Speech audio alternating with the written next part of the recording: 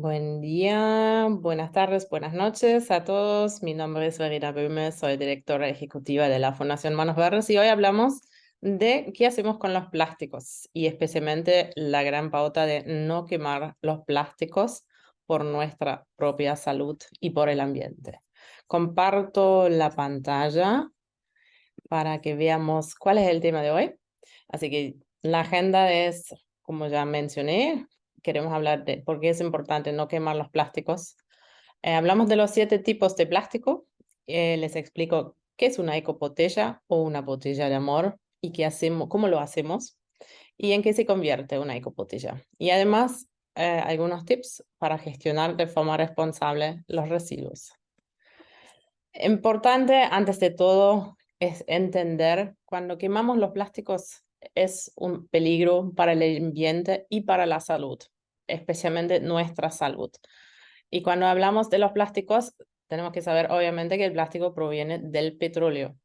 Y cuando se quema justamente el plástico, se liberan gases tóxicos, las dioxinas, entre otros, y justamente la contaminación del aire y la contaminación también de los suelos, porque se liberan partículas. Todo esto tiene un impacto en el ambiente que es altamente cancerígeno.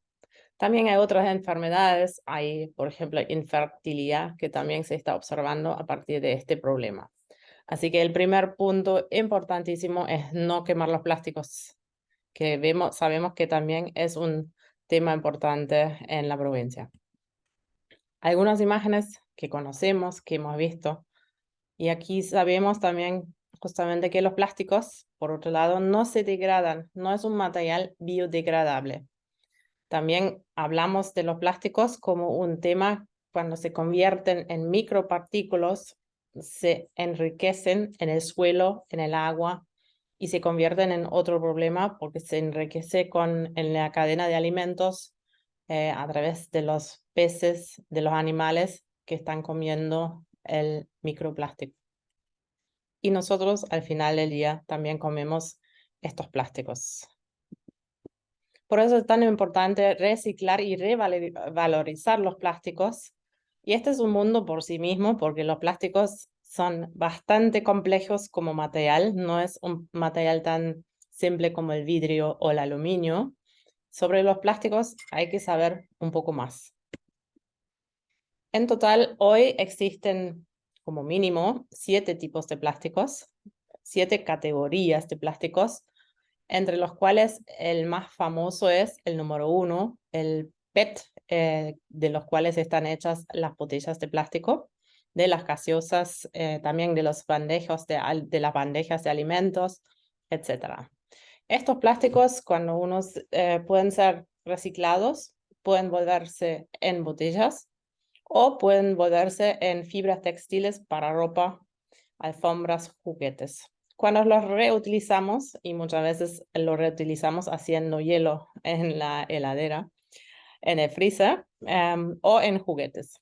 Después tenemos el plástico número 2, el polietileno de alta densidad, que también son los plásticos duros, también bolsas de compras, tapitas de gaseosas, botellas para lavandina, detergentes. Y todo esto se puede volver a reciclar a través de sistemas industriales, de producciones industriales, y volverse un material virgen para no volver a extraer el petróleo de recursos naturales, sino que reciclar un material que ya hemos utilizado. El número 3 es bastante conocido en los tubos de caños de agua, algunos envases de shampoo también, tarjetas de créditos, el PVC es el número 3. Bastante complejo en reciclar, pero se puede pulverizar y puede volver a ser, por ejemplo, un material para producir caños de agua u otros. Después, el número 4, el polietileno de baja densidad. Estos son las bolsas que son blandas, los plásticos blandos, y justamente bolsas de residuos. Pueden volverse en bolsas de residuos, por ejemplo, o también acá a la derecha una forma creativa que vemos es utilizarlos como cartucheras o diferentes o monederos, diferentes materiales. Eso depende de la creatividad. El número 5, otro de los conocidos, el polipropileno, que son, por ejemplo, los baldes. También las tapitas son número 5 o número 2, depende de la producción. Y pueden volverse en cajones, en baldes, en piezas de automotores o también en madera plástica. Y por eso también es importantísimo mandarlos a reciclar. El número 6 ya es un poco más complejo, son los envases de yogur, queso crema, por ejemplo. Se puede reciclar, pero el mercado en Argentina hoy, por ejemplo, todavía no es tan grande. El número 6 es un material que, por ejemplo, limpio y seco, puede entrar en la ecobotella cortado en pedacitos y puede ser de vuelta convertirse en madera plástica. Después el número 7, este es lo más complicado porque acá tenemos muchos materiales diferentes, los plásticos compuestos de multicapa, y también son parte de lo que mandamos hoy a producir más en la madera plástica. El gran problema hoy no son los plásticos, sino que es el uso del plástico. Los plásticos mismos también tienen sus ventajas porque es mucho más liviana que el vidrio, pero tarda muy poco tiempo en nuestras manos y de esa manera se convierte rápidamente en un residuo liviano, chiquito, en pedacitos que la gestión es muy difícil. Por eso, el gran invento, la botella de amor o la ecobotella que vemos a la derecha, es compactar todos estos pedacitos de plásticos en una botella de plástico. Puede ser una pequeña botella, puede ser una grande botella, no importa. Algunos hacen con estos también ecoladrillos, los usan en construcción. Nosotros queremos hacer un producto mucho más noble que es la madera plástica. Entonces, estos materiales, algunos de estos conocemos de la heladería, especialmente estos materiales, hay que mejor ni usarlo. El sorbete, no usarlo. Los pequeños envoltorios de las galletitas. También uno cuando está más consciente y mira lo que consume, también sabe quizás reemplazarlo por algo hecho casero o algo comprado en la panadería directamente, mucho más sano. Bueno, estos son solo algunos ejemplos y hay lugares como este ejemplo en la provincia de Buenos Aires donde hay puntos de recolección y donde la gente puede dejar directamente esas ecobotellas o botellas de amor. Tenemos una experiencia muy exitosa en Curuzucuatia con el Instituto María Auxiliar, justamente un colegio que el año pasado inició la recolección de las ecobotellas o botella de amor y los canjeó con los vecinos a través, digamos, una botella por un plantín. Así que un proyecto de los quintos y sextos con los profes de biología y diferentes otras áreas y la verdad, un éxito total. El gran tema acá es obviamente siempre la logística, pero sobre esto también vamos a hablar. ¿Cómo hacemos la ecobotella? Acá tengo un ejemplo.